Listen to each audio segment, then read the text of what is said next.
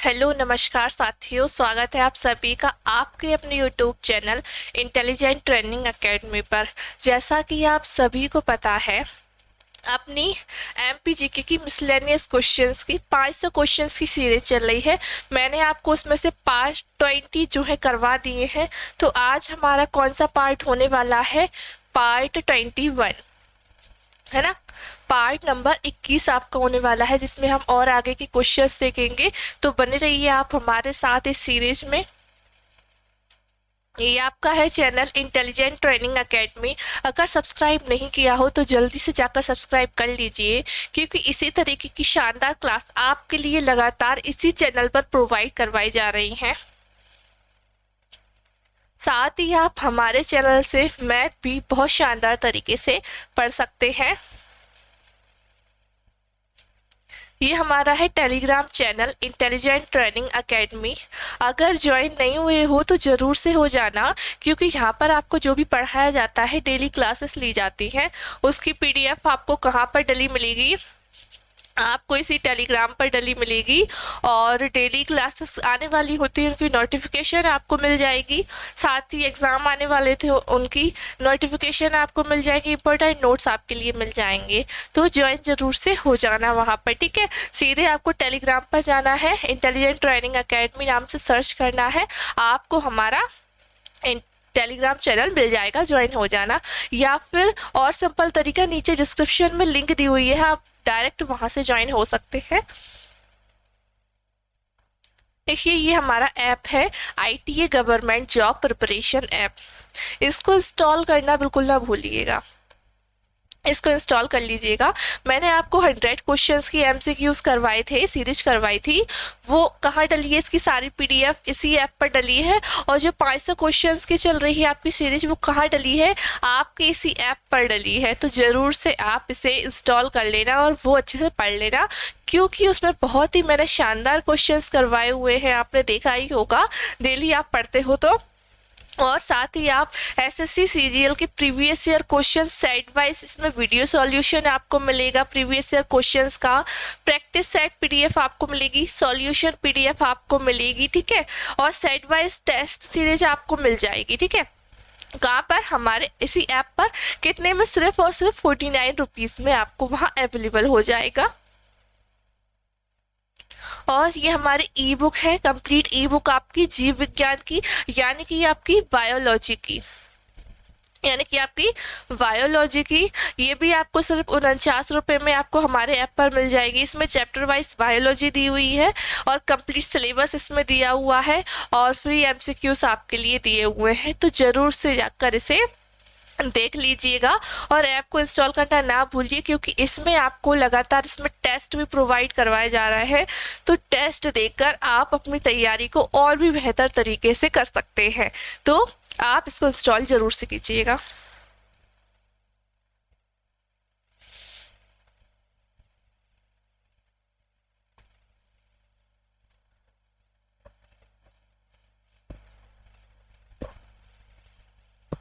चलिए क्वेश्चन शुरू करते हैं। इससे पहले के क्वेश्चन, यानी कि आपके 406 क्वेश्चंस आपको पिछली क्लास में करवा दिए गए हैं, और ये आपका कौन सा अगली क्लास होने वाली है, तो इसमें आपका 407 से क्वेश्चन शुरू होने वाले हैं और 500 तक आपकी ये क्वेश्चन चलेगी, ये सीरीज आपकी चलेगी, ठीक है। चलिए स्टार्ट करें। सचिन तेंदुलकर स्कोर्ड द मैदान 200 runs in an ODI at Gwalior in the year। Sachin Tendulkar ने किस वर्ष में ग्वालियर में एक दिवसीय मैच में 200 रन बनाए थे? कितने रन बनाए थे एक दिवसीय मैच में, यानी वनडे मैच में इन्होंने कितने बनाए थे? 200 रन बनाए थे पहली पारी में, ठीक है। तो वो कब बनाए थे बताइए? 2010 में, 2013, 2011 या फिर 2012 में? तो देखिए, इन्होंने लगाए थे 200 रन बनाए थे एक दिवसीय मैच में 2010 में। कहाँ पर? ग्वालियर में आपके, है ना, कहाँ पर? आपके ग्वालियर मध्य प्रदेश। किस स्टेडियम में लगाए थे पूछा जाए? स्टेडियम का नाम क्या है बताई चुकी थी आपके, रूप सिंह अकेडमी, रूप सिंह स्टेडियम। रूप सिंह स्टेडियम, है ना। कौन सा स्टेडियम? रूप सिंह स्टेडियम, ठीक है। और रूप सिंह स्टेडियम जो है ये आपके मध्य प्रदेश का पहला ऐसा स्टेडियम है जहाँ जहाँ डे और नाइट दोनों मैच की सुविधा उपलब्ध करवाई गई थी। यानी कि पहला डे नाइट मैच, पहला आपके मध्य प्रदेश का पहला डे नाइट मैच की सुविधा, डे नाइट मैच की सुविधा कराने वाला आपका क्या? पहला स्टेडियम, ठीक है, पहला स्टेडियम। और बात की जाए कि आपका जो रूप सिंह स्टेडियम है जो कि ग्वालियर में है, रूप सिंह स्टेडियम कहाँ है? आपके ग्वालियर में है। और रूप सिंह स्टेडियम को जो रूप सिंह है, कैप्टन रूप सिंह, ये कौन है? ये आपके हॉकी के प्रसिद्ध खिलाड़ी को जानते ही होंगे, मेजर ध्यानचंद, है ना, मेजर ध्यानचंद। तो उन्हीं के छोटे भाई हैं ये रूप सिंह, ठीक है। उन्हीं के नाम से स्टेडियम भी बना हुआ है आपका, कहाँ पर? ग्वालियर में। और मेजर ध्यानचंद का बना हुआ है आपकी अकेडमी है आपके भोपाल में है। और ठीक है, याद रखिए आप। और रूप सिंह, इनके नाम से भी एक पुरस्कार भी दिया जाता है, कैप्टन रूप सिंह पुरस्कार, कैप्टन रूप सिंह पुरस्कार, ठीक है। और देखिए जो कैप्टन रूप सिंह पुरस्कार है, इसका पुराना नाम क्या है? मतलब कि इसका पुराना नाम बताना, तो क्या है आपका पुराना नाम? कैसे, पहले इसे किस नाम से जाना जाता था? पुराना नाम इसको जानते थे लाइफ टाइम अचीवमेंट अवार्ड, ठीक है। क्या? लाइफ टाइम अचीवमेंट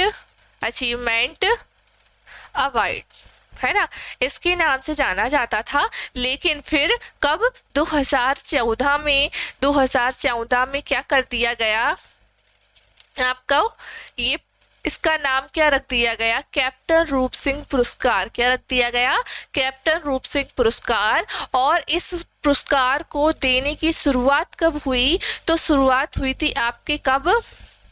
2002 में। 2002 में जो है इसकी शुरुआत हुई थी आपके कैप्टन रूप सिंह पुरस्कार की। और ये जो आपका ये पुरस्कार है, ये आपके किसके द्वारा दी जाता है? खेल व युवा कल्याण विभाग द्वारा। किसके द्वारा? खेल व युवा कल्याण विभाग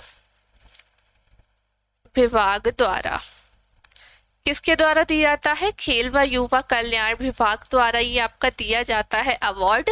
और बात की जाए कि कितने पुरस्कार दिए जाते हैं एक खेल व युवा कल्याण विभाग द्वारा, तो 5 पुरस्कार दिए जाते हैं। मैंने आपको पिछली क्लास में बताया भी था कि कितने दिए जाते हैं, 5 पुरस्कार दिए जाते हैं। चलिए वो पांचों के हम नाम देख लेते हैं। तो देखिए, पहला आपका आता है विक्रम पुरस्कार। कौन सा आता है? विक्रम पुरस्कार। और दूसरा आता है आपका विश्वामित्र पुरस्कार। विश्वामित्र पुरस्कार। तीसरा आपका आता है एकलव्य पुरस्कार। तीसरा आपका क्या आता है? एकलव्य पुरस्कार। 4th नंबर का आपका क्या आता है? यही आपका कैप्टन रूप सिंह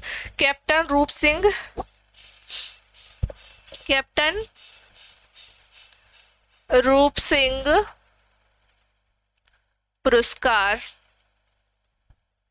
कैप्टन रूप सिंह पुरस्कार। और 5th पे आपका आता है, 5th पर आपका क्या आता है? आपका प्रभाष जोशी पुरस्कार। प्रभाष जोशी पुरस्कार, ठीक है। और ये किस किस क्षेत्र में दिए जाते हैं, किसको कब ये मिलता है, ये मैंने आपको बहुत अच्छे से समझाया हुआ है पिछली क्लास में। तो वो क्लास आपने नहीं देखी हो तो जरूर से जाकर देखिए। और आपका कौन किसके द्वारा आयोजित होते हैं ये पुरस्कार, ये कौन देता है? आपके खेल व युवा कल्याण विभाग द्वारा ये पुरस्कार दिए जाते हैं 5 को, ठीक है। और आपके मध्य प्रदेश का सबसे बड़ा पुरस्कार किसे माना जाता है? आपके मध्य प्रदेश का सबसे बड़ा पुरस्कार वो आपका होता है विक्रम पुरस्कार। कौन सा होता है? विक्रम पुरस्कार जो होता है आपके मध्य प्रदेश का सबसे बड़ा पुरस्कार होता है, ठीक है, याद रखिए आप।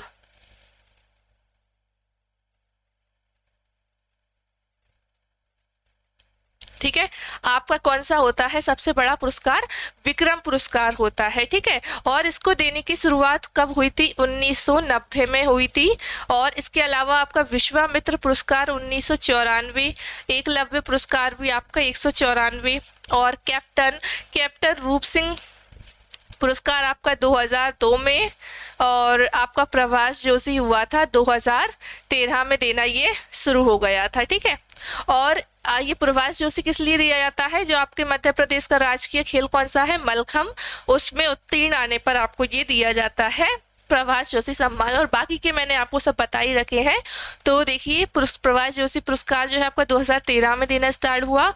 ये सभी के सभी देखिए, इनमें से 4 की जो राशि है इनाम की, वो है आपकी 2 लाख रुपए,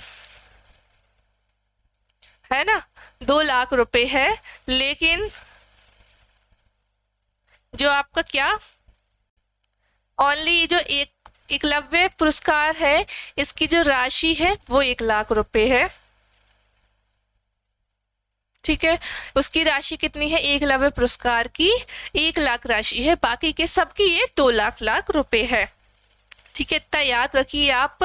और क्योंकि एकलव्य पुरस्कार जो है जूनियर वर्ग के लोगों को, खिलाड़ियों को, जूनियर वर्ग के खिलाड़ियों को दिया जाता है, तो इसीलिए क्या इसकी राशि कम है, 1 लाख रुपए, बाकी सबकी 2 लाख है, ठीक है। चलिए याद रखिए इतना सब।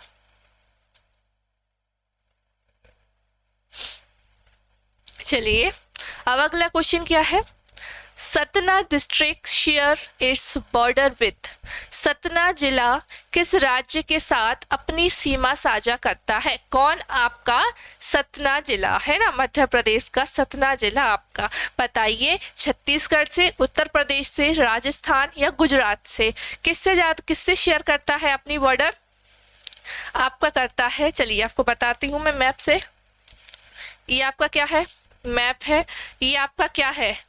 उत्तर प्रदेश है ना, क्या है आपका? उत्तर प्रदेश है इधर आपका लगा हुआ। तो ये जिले जो है आपके उत्तर प्रदेश से लगते हैं। तो देखिए, सबसे ज्यादा जो जिले लगते हैं आपके, किससे लगते हैं? आपके यूपी से लगते हैं। कहाँ से लगते हैं? आपके यूपी से लगते हैं, है ना। ये देखिए, ये आप देखिए कितने सारे जिले जो हैं आपके किससे लग रहे हैं? आपके उत्तर प्रदेश से लग रहा है। चलिए आगे मैं जूम करके इसको दिखाती हूँ। देखिए, ये आपका क्या है? पूरा उत्तर वाला इलाका है ना, उत्तर वाला मैंने जूम करके अलग से लगवा दिया।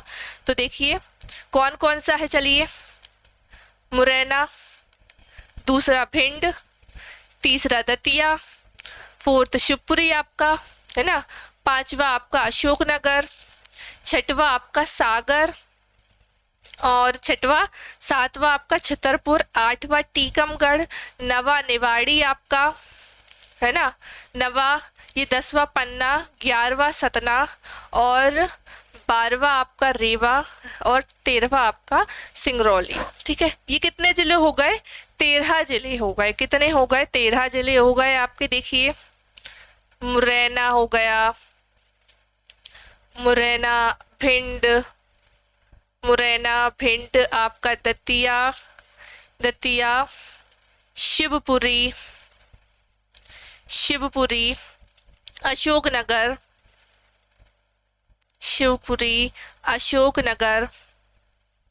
है ना। अशोकनगर के बाद 6वां आपका सागर, 7वां आपका क्या हो जाएगा? छतरपुर, 8वां क्या होगा आपका? टीकमगढ़, 9th आपका कौन सा होगा? निवाड़ी, और 10वां आपका पन्ना, 11वां रीवा, 12वां आपका सतना, और 13वां आपका होगा क्या? सिंगरौली, है ना। ठीक है, ये आपके कितने हो गए, ये आपके 13 जिले हो गए। आपके मध्य प्रदेश सबसे ज्यादा किसको बॉर्डर शेयर का, कितने जिले सबसे ज्यादा लगते हैं, सबसे ज्यादा जिले किस राज्य से लगते हैं आपके मध्य प्रदेश के, तो किससे लगते हैं, आपके उत्तर प्रदेश से लगते हैं, है ना, यूपी से, आपके उत्तर प्रदेश से लगते हैं। कितने, 13 जिले। अब ठीक है, अब आया इसमें दिखा आपको सतना, इसमें आपको सतना दिखा कहीं, है ना, सतना था, इसमें सतना लगता है। तो कितनी किससे लगती है, आप किससे साझा करता है सतना, आपके उत्तर प्रदेश से करता है। ये कहाँ से करता है, उत्तर प्रदेश से, ठीक है। और सबसे कम जिले किससे लगते हैं, किस राज्य से लगते हैं, आपके मध्य प्रदेश के सबसे कम जिले वो लगते हैं आपके गुजरात से। सबसे कम जिले, सबसे कम जिले कितने जिले लगते हैं, पहला आपका लगता है अलीराजपुर, दूसरा आपका लगता है झाबुआ। ये आपके कितने जिले हो गए, ये आपके 2 जिले हो गए जो सबसे कम है आपके, ठीक है। सबसे ज्यादा आपके उत्तर प्रदेश से लगते हैं जो कि 13 जिले हैं, और गुजरात से आपके लगते हैं 2 जिले, ठीक है। तो इतना याद रखिए आप। चलिए आगे रखें, आगे बढ़े।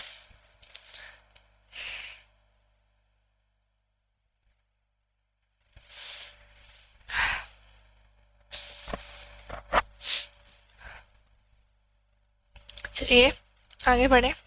अगला क्वेश्चन क्या है आपका, the Bandhavgarh tiger reserve is situated on the eastern stretch of the, Bandhavgarh बाघ अभ्यारण्य के पूर्वी खंड, यानी कि इस खंड, पूर्वी है ना, ये पूर्वी खंड पर स्थित है।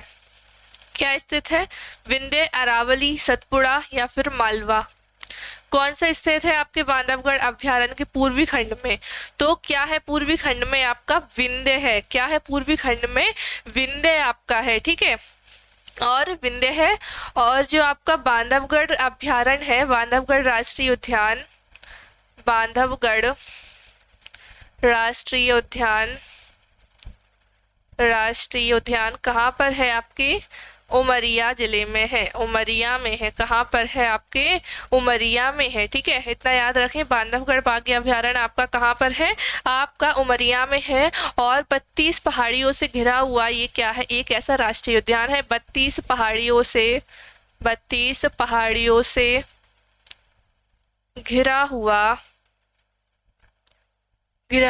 उद्यान है ना। कितनी पहाड़ियों से, टोटल 32 है ना, आपकी कितनी, 32 पहाड़ियों से घिरा हुआ। अब क्वेश्चन कर लिया जाए कि 32 पहाड़ियों से घिरा हुआ कौन सा ऐसा राष्ट्रीय उद्यान है, तो क्वेश्चन आपसे बहुत सारे ऑप्शन पूछ लिया जाए आपसे, तो कौन सा होगा, बांधवगढ़ राष्ट्रीय उद्यान, है ना। और यहाँ पर आपको क्या मिले हैं, यहाँ पर आपको संस्कृत के अभिलेख मिले हैं, है ना। अब आपसे क्वेश्चन कर लिया जाए, संस्कृत के अभिलेख कहाँ पर मिले हैं, शायद पिछला क्वेश्चन ये बना भी था कि संस्कृत के जो अभिलेख मिले हैं वो कहाँ पर मिले हैं, आपको कहाँ पर मिले हैं, आपके इसी उद्यान में मिले हैं, ठीक है, ठीक है। संस्कृत के अभिलेख आपको यहाँ पर मिले हैं। और इसके अलावा बात करें कि बांधवगढ़ राष्ट्रीय उद्यान से आपकी कौन सी नदी प्रवाहित होती है बीच से, तो कौन सी नदी बहती है आपकी, चरण गंगा नदी। कौन सी नदी, चरण गंगा नदी है जो है आपके इस राष्ट्रीय उद्यान से निकलती है। और यहाँ पर किसका संरक्षण होता है, जंगली भैंसों का संरक्षण किया जाता है, जंगली भैंसों का संरक्षण। अब आपसे क्वेश्चन कर लिया जाए कि जंगली भैंसों का संरक्षण कहाँ पर किया जाता है, तो कहाँ किया जाता है, यही उद्यान में, बांधवगढ़ राष्ट्रीय उद्यान, जो कि कहाँ पर है, आपका उमरिया में है, ठीक है। और यहाँ पर सबसे ज्यादा बांस की प्रजाति पाई जाती है, सबसे ज्यादा बांस की प्रजाति कहाँ पाई जाती है, आपके सबसे ज्यादा बांस की प्रजाति आपके इसी उमरिया में पाई जाती है, बांधवगढ़ राष्ट्रीय उद्यान में, ठीक है। चलिए क्वेश्चन आपको क्लियर हुए, इतने जो मैं लिखती हूँ डिटेल आपको इम्पोर्टेंट जहाँ मुझे लगता है वो मैं लिखती हूँ, और आप इसे जरूर से याद करिए, क्योंकि एक क्वेश्चन में आपको मैंने कितने सारे क्वेश्चंस कवर करवाए हैं, है ना। आपने अगर मुझे करना होता तो ये 500 क्वेश्चन मेरा क्या जा रहा है, मैं एक क्लास में आपके लिए 50 क्वेश्चन करवा देती, मेरा हो जाता। मैंने करवाई भी है, लेकिन उसमें क्या होता है, मैं डिटेल थोड़ी कम देती हूँ, है ना। डिटेल जहाँ मुझे अब लग रहा है कि हाँ यहाँ ज़रूरत है डिटेल देने की तो मैं देती हूँ। ऐसा आपका क्वेश्चन बन सकता है तो मैं आपको वो देती हूँ, है ना। वरना मैं आपको कुछ नहीं होता, मैं करवा देती आपको। एक क्लास में 50 क्वेश्चन होते, हाल आपकी क्लास हो जाती, पर मैंने आपको सोचा कि आपको डिटेल दी जाए, है ना। तो जहाँ मुझे ज़रूरत लगी मैंने आपको डिटेल दी है, ठीक है। और नहीं लगती वहाँ मैं डायरेक्ट आपको क्वेश्चन का आंसर डायरेक्ट बता देती हूँ, ठीक है। तो चलिए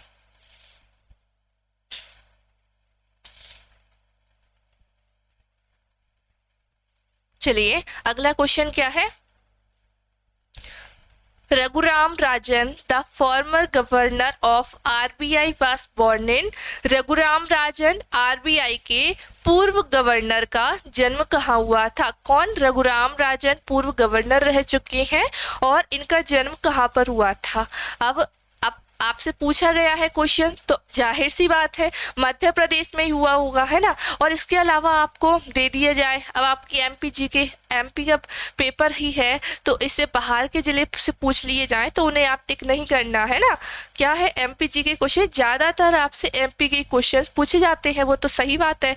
तो देखिए अभी तो ये सारे के सारे कहाँ आपके एमपी में ही है, तो मध्य प्रदेश में इनका जन्म हुआ है। तो बताइए रघुराम राजन आरबीआई का जन्म कहाँ हुआ है, जबलपुर, इंदौर, भोपाल या फिर ग्वालियर। तो देखिए कहाँ हुआ है इनका जन्म, भोपाल में हुआ है, ठीक है। ये भी आपको याद करने वाली चीजें हैं। पूर्व गवर्नर, मुख्यमंत्री, कब हुआ, पहला कौन था, कौन पहला था, कौन पहली महिला थी इसकी, ये सब चीजें आपको याद करना बहुत जरूरी है।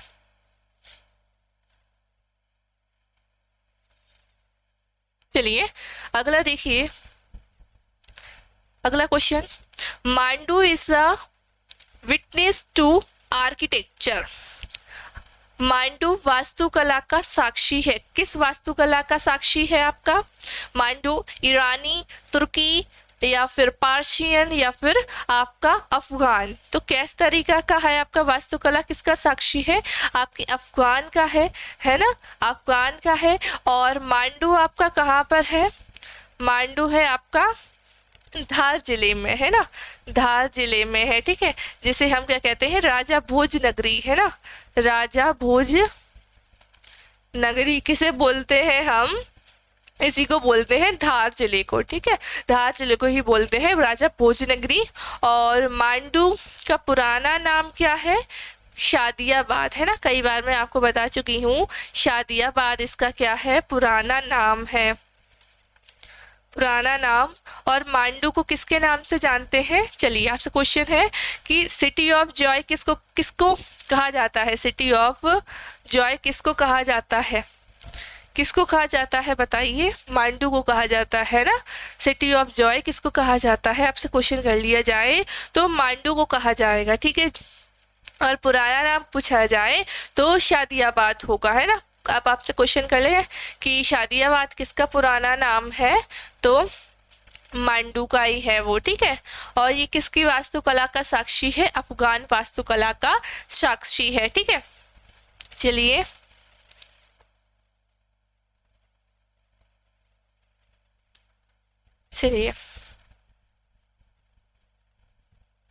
मध्य Pradesh covers area of the country.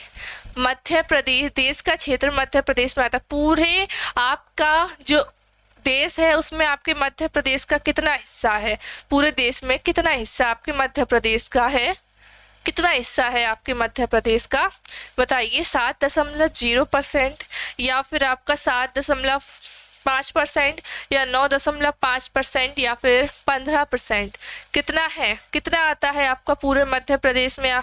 पूरा देश में आपका मध्य प्रदेश कितना एरिया कवर करता है? आपका 9.5%। ये आपका रहा भारत, है ना। और ये रहा आपका क्या? मध्य प्रदेश। कितना एरिया कवर किए हुए है? 9.5% एरिया। कितना एरिया? 9.5 एरिया घिरा हुआ है पूरा मध्य प्रदेश आपके भारत में।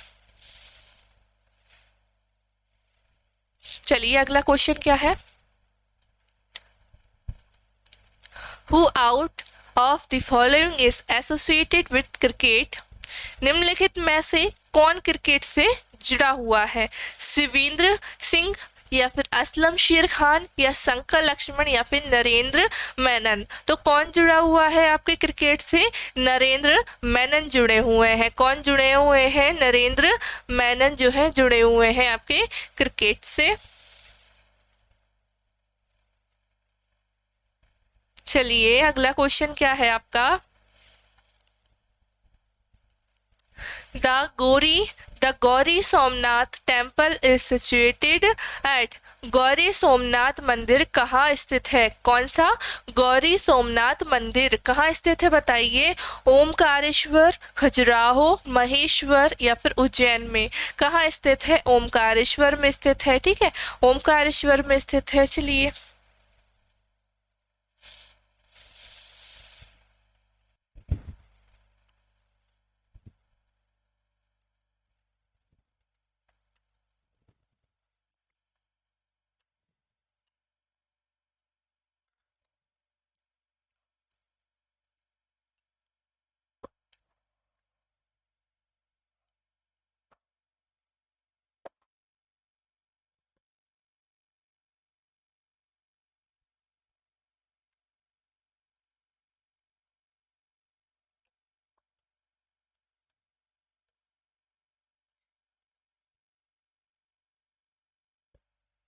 चलिए अगला क्वेश्चन क्या है आपका?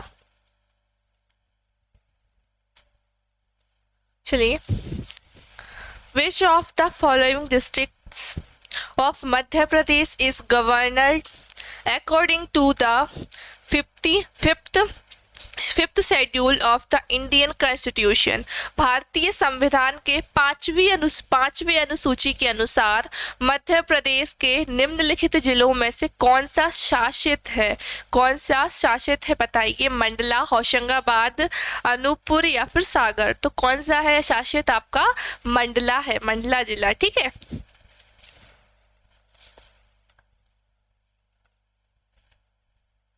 चलिए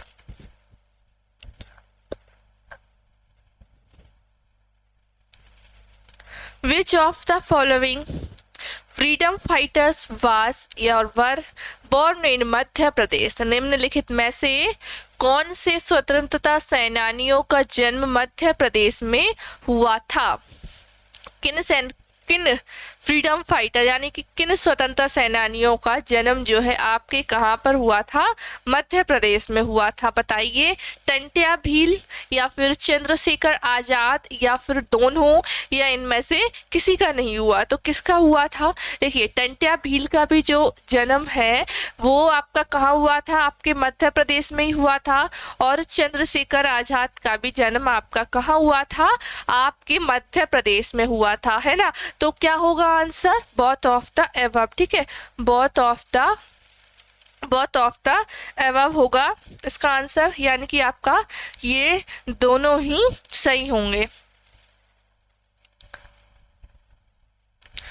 तो जो टंट्या भील है, टंट्या भील ये आपके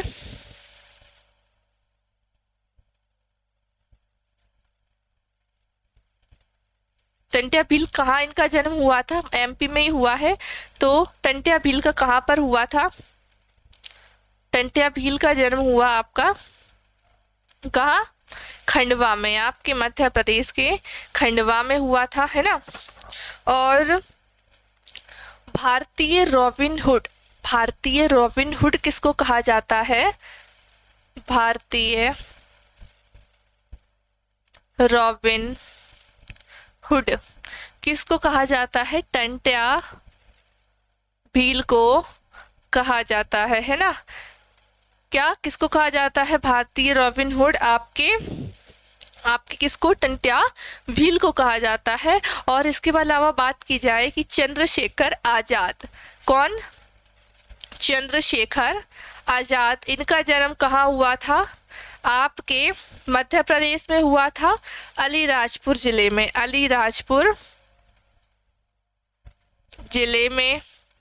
अलीराजपुर जिले में हुआ था। भावरा गांव में हुआ था। भावरा ग्राम, किस गांव में हुआ था? भावरा ग्राम में ये हुआ था, ठीक है।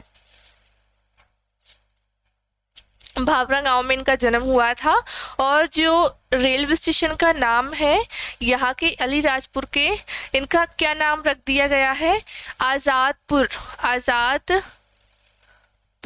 आज़ादपुर, ठीक है। क्योंकि क्या है, वहाँ पर क्या है, चंद्रशेखर आज़ाद की जन्मस्थली है। और जो भावरा गांव है, भावरा गांव, इसका नाम बदलकर क्या रख दिया गया है आपके? चंद्रशेखर आज़ादपुर, चंद्रशेखर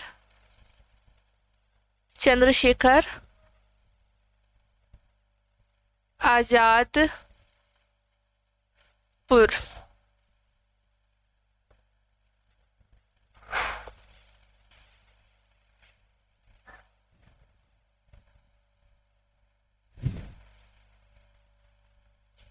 ठीक है, क्या रख दिया गया है? चंद्रशेखर आज़ाद नगर, ठीक है। चंद्रशेखर आज़ाद नगर भावरा का रख दिया गया। रेलवे स्टेशन का नाम रख दिया गया है, क्या रख दिया गया है? आपके आज़ादपुर रख दिया गया है। तो ये कौन है आपके? दोनों ही कौन है? स्वतंत्रता सेनानी है, ठीक है। स्वतंत्रता सेनानी है टंट्या भील और आपके चंद्रशेखर आज़ाद, दोनों को आप अच्छे से जानते होंगे।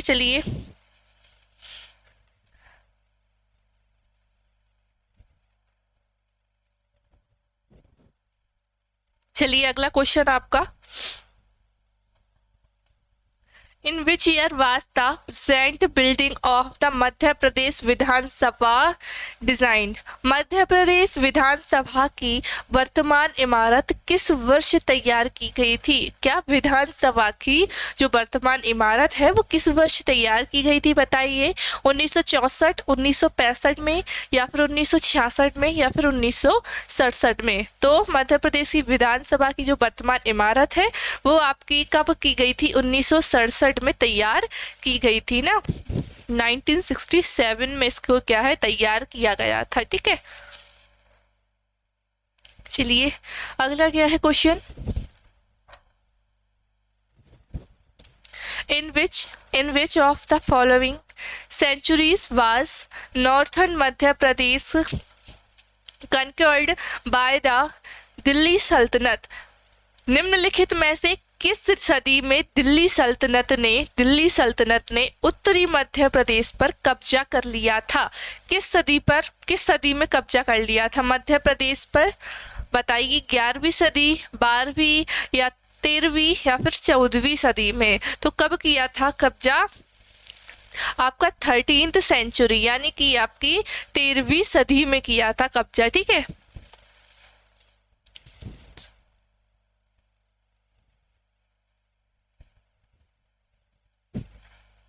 चलिए आगे बढ़े। Pratap Singh Baghel who passed away recently was a renowned, हाल ही में प्रताप सिंह बघेल का निधन हो गया था, वह थे, कौन थे? कौन? प्रताप सिंह बघेल कौन थे बताइए? चित्रकार, राजनीतिज्ञ या फिर अभिनेता, गायक? बताइए। पेंटर, पॉलिटिशियन, एक्टर या सिंगर? तो कौन थे वो? एक फेमस पॉलिटिशियन थे, एक क्या थे वो? राजनीतिज्ञ थे, ठीक है। कौन थे? राजनीतिज्ञ थे, ठीक है।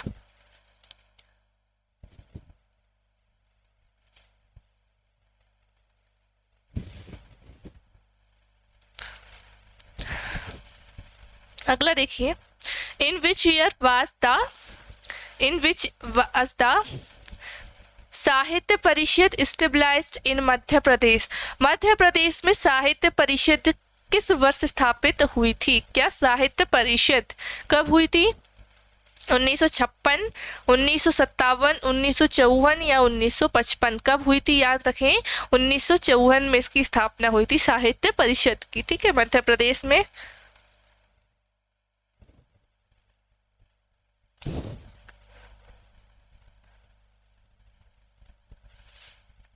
चलिए अगला क्या है, in which year was Bhopal district carved out of Sehore? Sehore से भोपाल जिला पृथक कब हुआ था? देखिए आपका जो भोपाल है, भोपाल पहले क्या बन गया, आपकी मध्य प्रदेश की राजधानी बन गया। ठीक है, कब बन गया आपका, कब हुआ आपके मध्य प्रदेश का गठन, 1 नवंबर 1956 को, है ना, 1956 को। और राजधानी आपका क्या बन गया, भोपाल। और इससे पहले वो किस में आता था, पार्ट सी के अंतर्गत आता था, है ना, पार्ट सी में आता था आपका, पार्ट ए आपका, पार्ट सी आपका विंध्य प्रदेश, उसी में ये आपका आता था। ठीक है, और भोपाल आता था पार्ट सी में। ठीक है, फिर उसके बाद आपकी राजधानी बन गई क्या, भोपाल, है ना, भोपाल बन गई। हमारे राज्य का गठन हो गया 1 नवंबर 1956 को हो गया था, 43 जिलों के साथ हो गया था।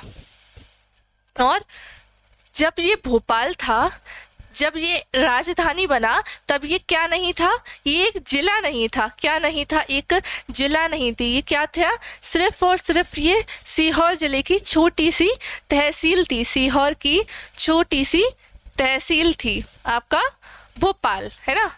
बाद में ये जिला बना है, बाद में ये जिला बना है। अब अपना गठन तो हो गया मध्य प्रदेश का 1956 को। अब बताइए कि ये कब पृथक हुआ सीहोर से भोपाल, 1973, 1974, 1971 या 1972 को। कब हुआ, ये हुआ था आपके 1972 को। ये आपका क्या हुआ, आपका भोपाल जो है एक जिला बना, आपका भोपाल जो है जिला बना। ठीक है, जिला बना। और आपका जो मध्य प्रदेश की राजधानी बनी भोपाल, वो पहले बन रही थी आपकी राजधानी जबलपुर बनने जा रही थी, पर वो बाद में नेहरू जी ने अपना सुना दिया कि क्या बनेगा, भोपाल ही बनेगा। ठीक है, तो भोपाल आपकी राजधानी बन गई। और कब सीहोर से ये अलग हो गई, भोपाल से अलग हो, सीहोर से अलग होकर आपका भोपाल एक जिला बन गया। ठीक है, इससे पहले क्या था, ये सिर्फ एक सीहोर की तहसील हुआ करती थी, छोटी सी।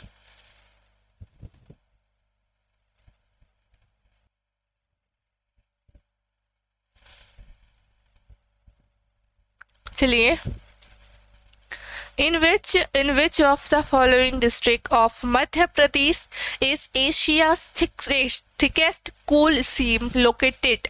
मध्य प्रदेश के निम्नलिखित जिलों में से कौन से जिले में एशिया का सबसे घनी कोयला परत जो है स्थित है?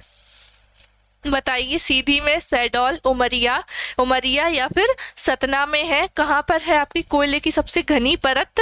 आपकी सीधी में है। कहाँ पर है, सीधी में है। और सीधी से अलग होकर क्या बना था, सीधी से अलग होकर आपका बना था सिंगरौली।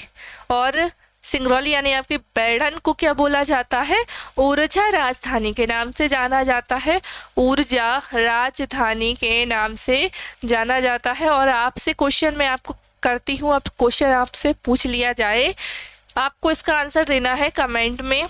तो बताइए, खेल राजधानी किसे कहते हैं, खेल राजधानी।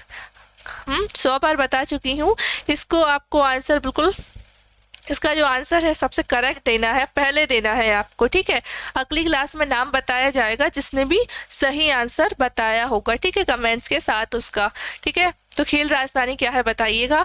और सीधी से अलग होकर बना सिंगरौली, जो कि आपका क्या है, ऊर्जा राजधानी कहलाता है।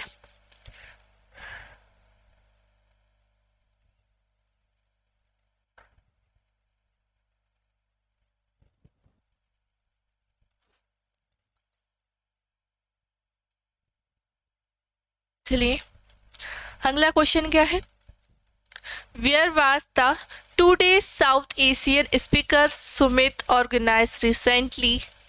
हाल ही में 2 दिवसीय समिट ऑर्गेनाइज रिसेंटली, हाल ही में 2 दिवसीय दक्षिण एशियाई वक्ताओं के सम्मेलन का आयोजित कहाँ पर था? 2 दिवसीय मैच का, इंदौर, भोपाल, ग्वालियर या फिर उज्जैन में? कहाँ पर था, कहाँ था आपका, इंदौर में था। आयोजन इसका कहाँ था, इंदौर में हुआ था। ठीक है, आज का आपका आखिरी क्वेश्चन है। ठीक है, इसके बाद का हम नेक्स्ट क्लास में देखेंगे। चलिए आगे देखें, which of the following is an important slate producing district? निम्नलिखित में से कौन सा जिला एक महत्वपूर्ण लौह अयस्क उत्पादक जिला है? बैतूल, ग्वालियर, रीवा या फिर बालाघाट? क्या है आपका?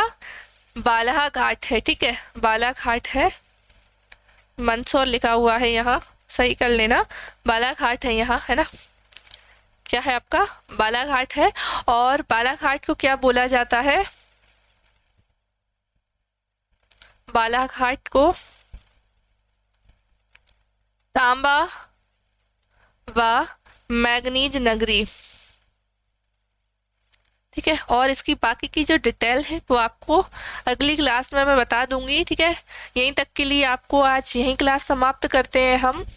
और जो आपसे कमेंट में आंसर मैंने पूछा है अभी करने को, तो उसका आप ज़रूर से कमेंट कीजिए। और क्लास कैसी लगी ज़रूर से याद से मुझे आप बताया कीजिए कि आपको क्लास कैसी लगी, क्वेश्चंस आपको कैसे लगे, ज़रूर से आप कमेंट कीजिए, ठीक है।